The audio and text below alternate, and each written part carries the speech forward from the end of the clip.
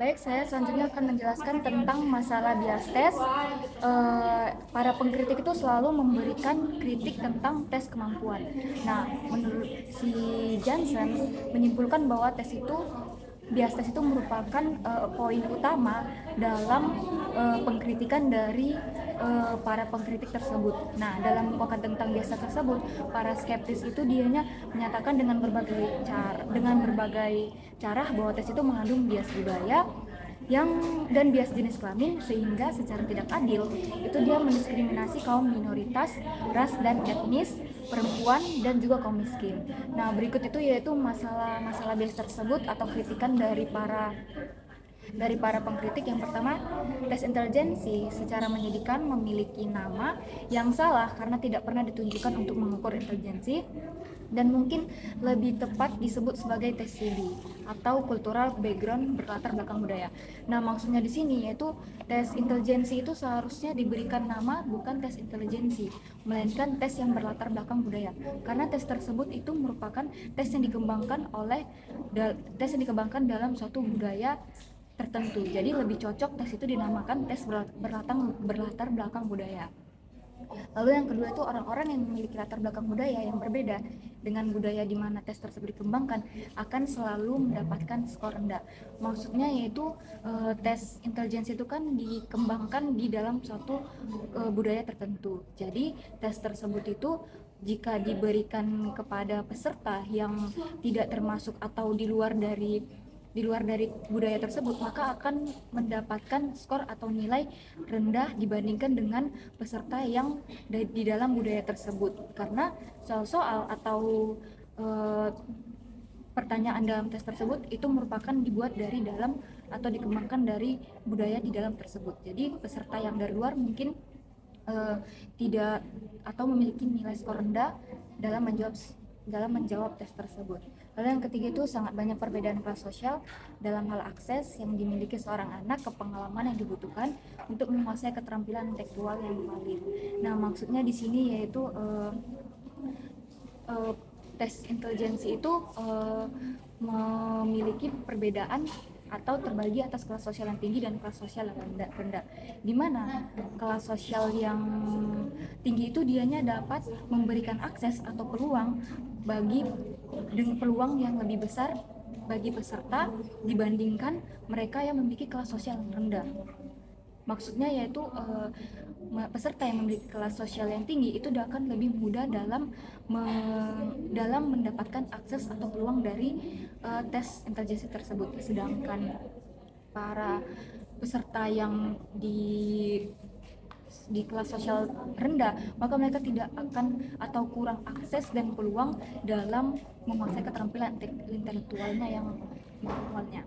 Lalu selanjutnya yaitu skor IQ yang diperoleh orang-orang Afrika Amerika dan kelompok sosioekonomi rendah di Amerika Serikat mencerminkan karakteristik tes dan bukan para peserta tes.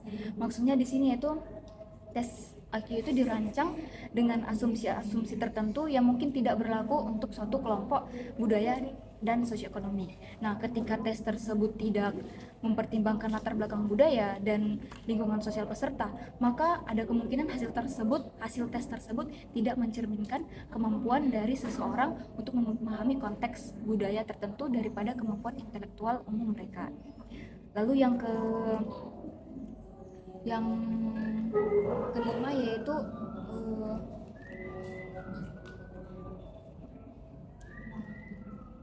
kinerja anak-anak Afrika Amerika yang buruk pada tes-tes konvensional disebabkan oleh isi tes tersebut yang bias, yakni materi tes diambil dari luar budaya Afrika Amerika. Nah, maksudnya itu tes-tes konvensional seperti tes IQ, tes-tes standar akademik sering dirancang berdasarkan pengalaman, pengetahuan, dan norma-norma budaya yang dominan. Nah, ketika anak-anak dari kelompok minoritas seperti Afrika Amerika mengikuti tes tersebut, mungkin tidak memiliki exposure atau pemahaman yang sama terhadap materi tersebut, bukan karena mereka kurang intelektual atau terapi karena perbedaan latar belakang budaya tersebut. Jadi mereka yang tinggal di dalam mereka peserta yang mengikuti tes tersebut, mereka itu akan bukan skornya rendah itu bukan karena mereka tidak bisa menjawab skor tersebut, bisa jadi mereka itu disebabkan karena kinerja anak-anak Afrika Amerika itu buruk pada tes konvensionalnya, seperti itu. Lalu yang selanjutnya itu kaum perempuan tidak sebaik kaum laki-laki dalam matematika hanya karena perempuan tidak banyak mengambil mata pelajaran matematika di SMU dan perguruan tinggi. Nah, kritikan ini maksudnya yaitu mereka memandang bahwa laki-laki itu lebih bisa dalam perhitungan matematika dibandingkan perempuan. Perempuan hanya dianggap sebisanya saja, atau mungkin dianggap itu masih di bawah laki-laki dalam pemahaman atau berhitung dalam matematikanya.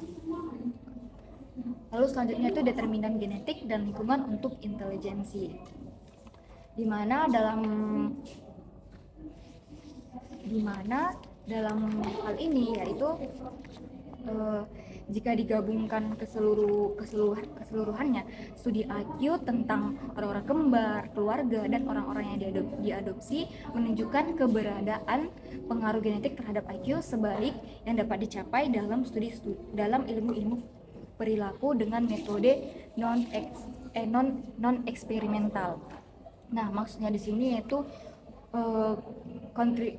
kontribusi genetik pada karakteristik manusia seperti intelijensi biasanya itu diukur dalam kaitannya dengan indeks heritabilitas yang dapat bervariasi antara 0,0 hingga 1,0. Nah, indeks heritabilitas ini termasuk estimasi tentang seberapa besar varians total dalam suatu sifat tertentu disebabkan oleh faktor-faktor genetik. Nah, heritabilitas sebesar 0,0 itu berarti bahwa faktor-faktor heritabilitas 0,0 itu berarti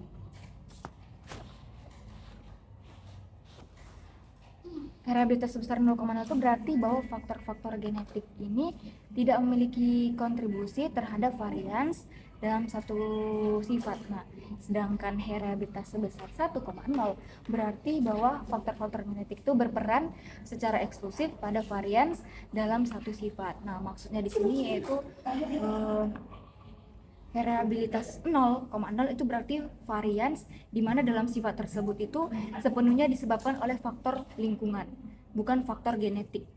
Jadi heritabilitas 0,0 itu disebabkan oleh lingkungan dan bukan genetik. Misalnya kemampuan seseorang dalam berbahasa Prancis. Nah, tetapi dianya memiliki keluarga Amerika Serikat dan terlahir di Amerika Serikat. Nah, dianya itu kemampuan dia berbahasa Prancis itu merupakan kemampuan lingkungan yang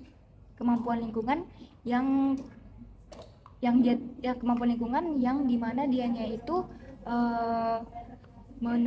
mempelajarinya dari lingkungan sekitar dia.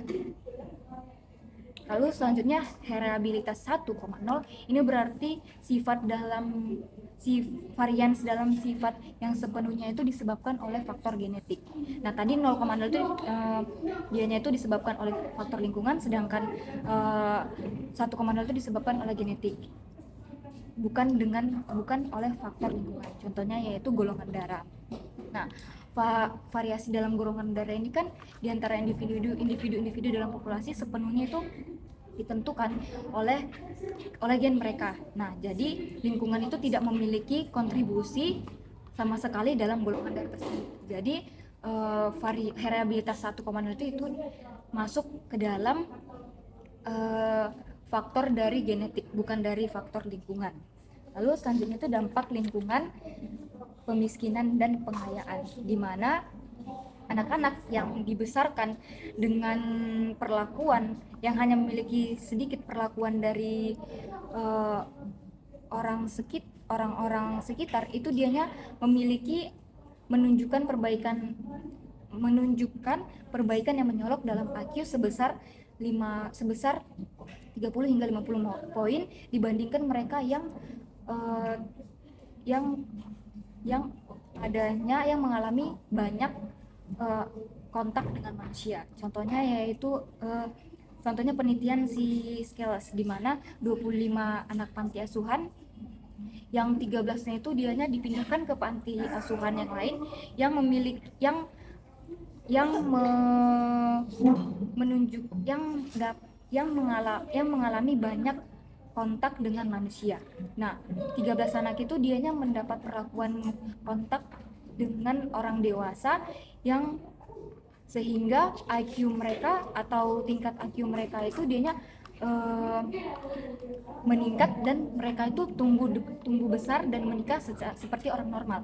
Nah, sedangkan anak-anak sisanya tadi yang dari 25 tadi itu mereka tidak mendapatkan perlakuan atau tidak mendapat perlakuan dari orang dewasa dan masih tinggal di panti asuhan yang lama sehingga mereka memiliki IQ itu lebih rendah daripada mereka yang dapat perlakuan dari orang dewasa tadi. Nah, jadi jika kita telusuri, jadi secara umum studi-studi tersebut menunjukkan perbedaan antara lingkungan yang sangat terbatas dan lingkungan yang normal itu dapat berperan pada kenaikan sekitar 15 hingga 20 poin IQ. Lalu secara umum studi-studi tersebut menunjukkan bahwa intervensi pengayaan dapat menaikkan IQ anak-anak yang berisiko gagal dalam sekolah dan yang mengalami retardasi mental. Nah, dengan berangkum 4 dekade penelitian, Ramey itu menggali 6 prinsip penelitian, di mana 6 prinsip tersebut sebagai konsistensi luar biasa dari temuan-temuan umum dalam studi mereka, di mana intervensi yang pertama yang dimulai dari dini, misalnya di masa bayi, itu berlangsung untuk waktu lama dan memberikan manfaat terbaik bagi anak-anak yang berpartisipasi.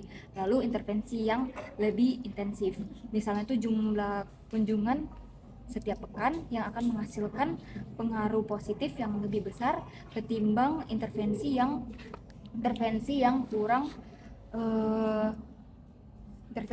kurang intensif. Lalu yang ketiga itu pengalaman pengayaan langsung, itu misalnya pengendalian anak-anak tersebut, di mana akan memberikan dampak lebih besar ketimbang pengalaman tidak langsung. Lalu yang keempat, program dengan layanan menyeluruh, misalnya perbaikan beganda. Nah, ini akan menghasilkan perubahan yang sangat besar ketimbang program dengan fokus yang terbatas. Lalu yang kelima itu beberapa anak, seperti misalnya mereka yang memiliki berat lahir normal. Ini akan memperoleh manfaat lebih besar daripada partisipasi dalam program intervensi ketimbang anak-anak lainnya. Lalu yang terakhir itu manfaat positif, di mana yang diproses di awal program akan hilang seiring dengan waktu jika lingkungan anak itu tidak mendorong sikap-sikap positif dalam pembelajaran berkelanjutan. Baik, inilah materi selanjutnya akan dijelaskan oleh teman saya.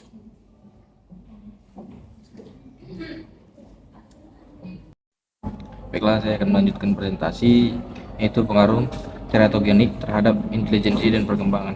Dalam perkembangan prenatal normal, janin dilindungi dari lingkungan eksternal oleh plasenta, yaitu organ pembuluh darah dalam uterus, di mana janin mendapat nutrisi. Meskipun demikian, beberapa substansi yang disebut teratogen dapat menembus penghalang plasenta dan mengakibatkan kecacatan fisik dan pada janin. Jadi teratogenik itu adalah gangguan dalam perkembangan normal janin. Biasanya ini disebabkan oleh bahan-bahan kimia yang masuk melalui tali plasenta, yaitu bisa dikonsumsi dari seorang ibu, dan ini mengakibatkan kecacatan fisik maupun pada otak yang berlaku permanen atau seumur hidup. Selanjutnya, pengaruh racun lingkungan terhadap intelijensi. Banyak bahan kimia industri dan produk sampingan dapat melemahkan sistem syaraf untuk sementara atau bahkan mengakibatkan kerusakan permanen yang mempengaruhi intelijensi. Contohnya termasuk timah, merkuri, arsenik, talium, timat, tetraetil, senyawa merkuri organik, metil bromida, dan karbon disulfida. Nah, contohnya ini seperti seorang anak bayi yang kurang pengawasan dari orang tua tanpa sengaja memakan seperti potongan cat yang mengandung bahan kimia dan bahan kimia tersebut yang masuk ke dalam tubuh yang mengakibatkan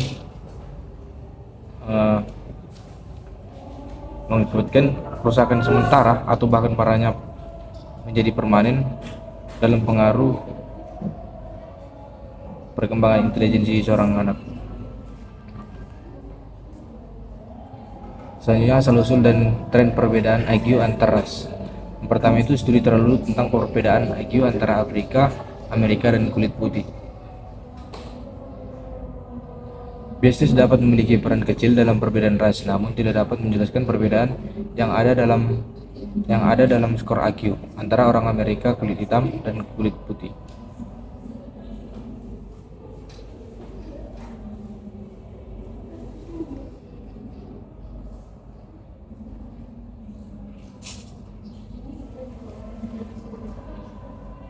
Jadi studi ini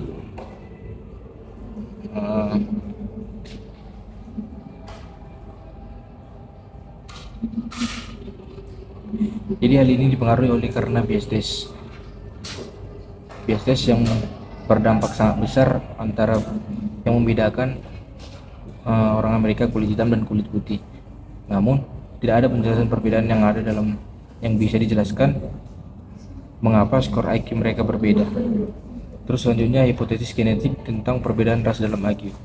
Hipotesis berbasis genetik tentang perbedaan ras menyangkut IQ menjadi terkenal untuk pertama kalinya secara akademik pada tahun 1999 ketika Arthur Johnson mempublikasikan sebuah makalah provokatif berjudul "Seberapa besar kita dapat menaikkan IQ dan presentasi skolastik". Jadi ini hanya sebuah hipotesis dugaan dalam studi perbedaan IQ antar ras. Banyak studi awal yang cenderung mendukung argumen genetik ini, namun setelah diteliti lebih lanjut, banyak yang menyoroti bahwa genetik tentang perbedaan ras dalam IQ ini tidak berpengaruh, melainkan berpengaruh melalui faktor lingkungan, status sosial, ekonomi, pendidikan, dan akses terhadap sumber daya. Baik, sekian dari saya. Terima kasih. Baik, saya akan membahas tentang perubahan inteligensi terkait umur. Salah satu stereotip paling tua terkait dengan penuaan adalah kita kehilangan kemampuan intelektual seiring kita bertambah tua. Stereotip ini sangat luas sehingga hanya sedikit orang awam yang mempertanyakannya, namun kita harus mempertanyakannya. Secara umum, studi empiris tentang topik ini memberikan kesimpulan yang lebih optimis ketimbang yang disampaikan oleh stereotip umum. Inteligensi terkait umur merupakan masalah kompleks dan memiliki banyak segi. Jadi, seperti yang sudah kita tahu, teman-teman, stereotip umum yang terjadi di sekitar kita seperti setiap orang yang bertambah tua mungkin akan semakin hilang kemampuan mengingat atau kemampuan pikirnya. Nah, tapi nggak bisa kita langsung mengakui atau percaya sepenuhnya bahwa memang setiap bertambah usia orang pasti makin berkurang kemampuan mengingatnya. Kenapa? Karena ternyata nggak semua orang yang bertambah usianya bakalan berkurang juga kesehatan kognitifnya. Malah ada juga yang bakal jadi bertambah. Perlu kita ingat, setiap individu merespon proses penuaannya itu berbeda-beda. Dan juga ada banyak cara supaya membantu untuk individu yang semakin bertambah usianya agar bisa mempertahankan kesehatan kognitifnya dengan menjaga pola makan, olahraga teratur, dan tidur yang cukup gitu. Contohnya, opung-opung bertambah umurnya supaya bisa tetap mempertahankan atau bahkan meningkatkan kecerdasannya, mereka bisa membaca buku sejarah-sejarah atau ilmu pengetahuannya supaya bisa mengasah dan memperluas pengetahuannya. Akhirnya walaupun memang ada penurunan pada kesehatan kognitifnya, tapi ada juga yang bertambah dan bisa mempertahankan kognitifnya. Selanjutnya, yang A, penelitian lintas seksional terdahulu adalah metode penelitian yang membandingkan kelompok individu pada titik waktu tertentu untuk memahami perbedaan antara kelompok usia yang berbeda. Contohnya itu seperti pengukuran performa kerja. Di tempat kerja, seorang manajer sumber daya manusia dapat melakukan penelitian lintas seksional untuk membandingkan bagaimana kemampuan intelektual dan pengambilan keputusan berbeda di antara karyawan yang berbeda usia. Ini bisa membantu dalam merancang program pelatihan yang sesuai dengan kebutuhan karyawan berdasarkan usia mereka. Yang B, studi sekuensial pada inteligensi. Metode penelitian yang menggabungkan elemen dari studi lintas sosial dan studi longitudinal, di mana studi longitudinal itu adalah pengumpulan data penelitian dan subjeknya sama selama yang berkepanjangan. Contohnya itu seperti penelitian tentang perkembangan anak. Sebuah studi mengikuti sekelompok anak dari masa kecil hingga dewasa untuk memahami perkembangan kognitif mereka seiring bertambah usia. Penelitian melihat cara berpikir dan pemecahan masalahnya dari waktu ke waktu. Yang C itu umur dan perbedaan inteligensi cair atau terkristalisasi. Pertama itu kecerdasan cair merujuk pada kemampuan untuk memecahkan masalah baru, berpikir secara abstrak, dan menyesuaikan diri dengan situasi yang baru dan tidak terbiasa. Yaitu kecerdasan terkristalisasi mencerminkan pengetahuan dan keterampilan yang telah dipelajari dan diperoleh selama hidup seseorang. Yaitu yang pertama, pembelajaran bahasa asing. Kecerdasan cair. Seorang siswa baru dalam pelajaran bahasa asing mungkin menemui kesulitan dalam memahami struktur gramatikal yang kompleks atau dalam menemukan kata-kata baru saat berbicara. Kecerdasan terkristalisasi. Sebaliknya, seorang yang sudah lama belajar bahasa asing mungkin lebih baik dalam memanfaatkan pengetahuan leksikal dan kosakata yang sudah mereka kuasai untuk berkomunikasi dengan baik. Mereka juga mungkin lebih cepat dalam memahami konteks dan nuansa budaya yang terkait dengan bahasa tersebut. Selanjutnya, perubahan skor IQ antara generasi. Inteligensi populasi secara signifikan lebih tinggi daripada inteligensi generasi sebelumnya. Temuan ini mengindikasikan bahwa inteligensi populasi bisa meningkat dari satu generasi ke generasi berikutnya, menunjukkan bahwa faktor-faktor tertentu seperti pendidikan, teknologi, dan perubahan lingkungan dapat mempengaruhi perkembangan inteligensi manusia dari waktu ke waktu. Jadi, inteligensi populasi secara signifikan lebih tinggi daripada inteligensi generasi sebelumnya. Nah, maksudnya di sini adalah inteligensi populasi generasi yang sekarang ini itu lebih tinggi lebih berkembanglah dibandingkan inteligensi generasi yang sebelumnya. Kenapa? Karena ada faktor-faktor yang mempengaruhinya seperti pendidikan yang semakin berkembang, teknologi yang canggih, dan perubahan lingkungan yang berpotensi. Jadinya mempengaruhi perkembangan inteligensi manusia dari waktu ke waktu. Salah satu contoh pendidikan dan kemampuan dalam berpikir. Pertama itu generasi muda. Seorang siswa pada zaman sekarang mungkin memiliki akses lebih besar terhadap informasi melalui internet dan teknologi digital. Mereka dapat mengakses berbagai sumber belajar, video pembelajaran, dan platform pendidikan online yang memungkinkan mereka untuk belajar mandiri dan mengembangkan kemampuan berpikir kritis dalam memecahkan masalah. Kedua itu generasi sebelumnya. Seorang individu dari generasi sebelumnya mungkin tidak memiliki akses yang sama terhadap sumber daya pendidikan modern ini. Mereka mungkin lebih terbatas pada buku-buku cetak, materi ajaran yang lebih terbatas, atau pendidikan formal yang kurang berkembang seperti di zaman sekarang. Perubahan ini mencerminkan adaptasi individu terhadap lingkungan mereka yang terus berkembang dan menunjukkan bagaimana faktor-faktor ini dapat mempengaruhi cara orang belajar, berpikir, dan berinteraksi dalam kehidupan sehari-hari mereka. Terima kasih.